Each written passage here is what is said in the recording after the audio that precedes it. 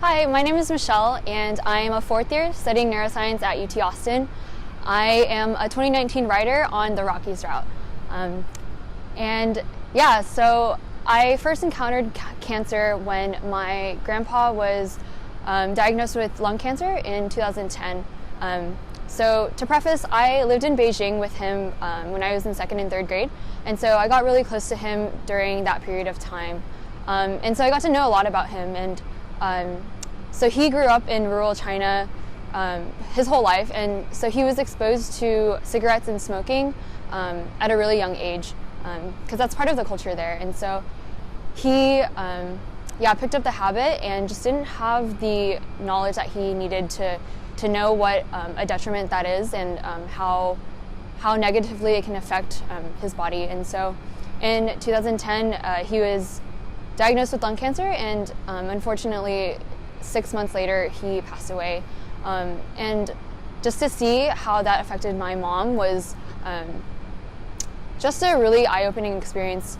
And I wasn't old enough to really grasp the magnitude of the issue, but for him I just wanted to ride for the pillar of knowledge, and for just the research that is currently going on to combat cancer. And also I ride for my grandma. She was diagnosed with breast cancer in 2004, and during that time she had to go through so much, not only the chemotherapy or the double mastectomy or just all the things that come along with her own cancer, but she also had to just deal with the cancer of my grandpa. And even when she was going through this whole thing, this whole thing in her own body, she sacrificed so much so she could take care of my grandpa. So she was just extremely selfless during this period of her life, and her cancer took a huge toll on her, and also the passing of my grandpa. But in the end, she survived. She's a breast cancer survivor, and to this day she's just so joyous and so selfless in the way that she serves others and loves people around her. So for her, I ride for survivors and people who have faced cancer and conquered it. And I just really respect her for who she is as a person and how much she loves people. I also ride for my aunt. She was pregnant with her first child, so my cousin, in 2010. And she had a lot of problems with her pregnancy, so there was a lot of abnormal bleeding and just pains during her pregnancy. And upon a regular hospital visitation, her doctors found a really rare form of lymphoma in her ovaries and her uterus. And the doctors really didn't know how to treat it because it was such an aggressive form of the cancer.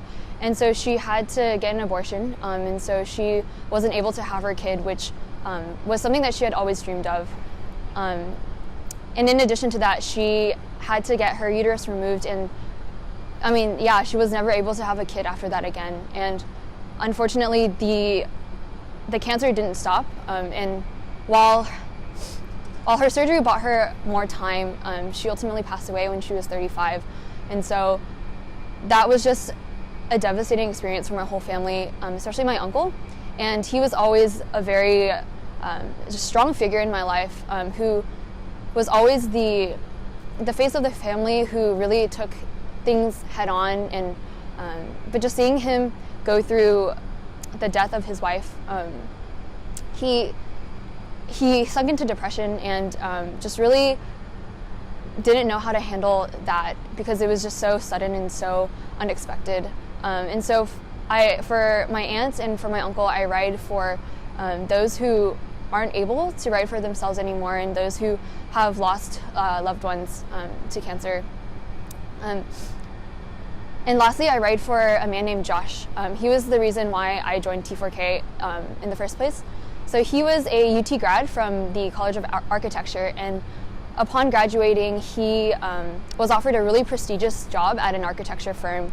And so he had a successful life in front of him, but he felt like something was missing, and something in his life was missing. And so he ended up not taking that job, and he went to work for a nonprofit in Guatemala called Kids Alive International.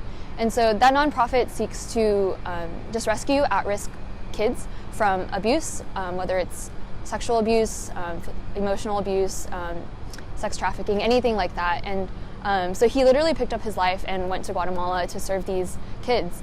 And so my church, we host a medical mission to Guatemala every year. And so in 2017, which was my first year going to Guatemala, during that time of planning, we had learned that Josh was diagnosed with stage 4 stomach cancer. And at that point, it had already spread to his liver and his lungs. And so the prognosis wasn't great. And he was the reason why, he was the connection that my church and I had to Guatemala so that we could even go there in the first place. And so that was just like in the back of our minds as we prepared for our mission that spring. And yeah, so he had options. And after a lot of consideration, he decided to stay in Guatemala for the remainder of his life, to spend time with his pregnant wife, Susan, and his 3-year-old daughter, Livy, and just the girls that were sheltered by Kids Alive. Because to the kids at Kids Alive, he was pretty much their father figure, and was just someone that was really respected in the community there. And obviously Guatemala meant so much to him, and so he ultimately decided to stay there. And while my team and I were in Guatemala for spring break, he actually passed away on that Thursday that we were there. And it was just, I can't even put that experience into words. It was a very, the experience was extremely hard for all of us. And we got to attend his funeral on Saturday, the Saturday that we were there. And his funeral service was in 3 languages. It was in Cantonese, it was in English, and it was in Spanish. And that alone really just showed me how much of an impact and an effect that he had on all these different communities in his life. And while I was standing next to strangers at his funeral, I came to the realization that cancer really doesn't discriminate. It doesn't matter how good of a person you are or how much you've done in your life to serve others or to love others. Everyone is capable of getting cancer, and I think that was just a really harsh thing it was a hard thing for me to swallow.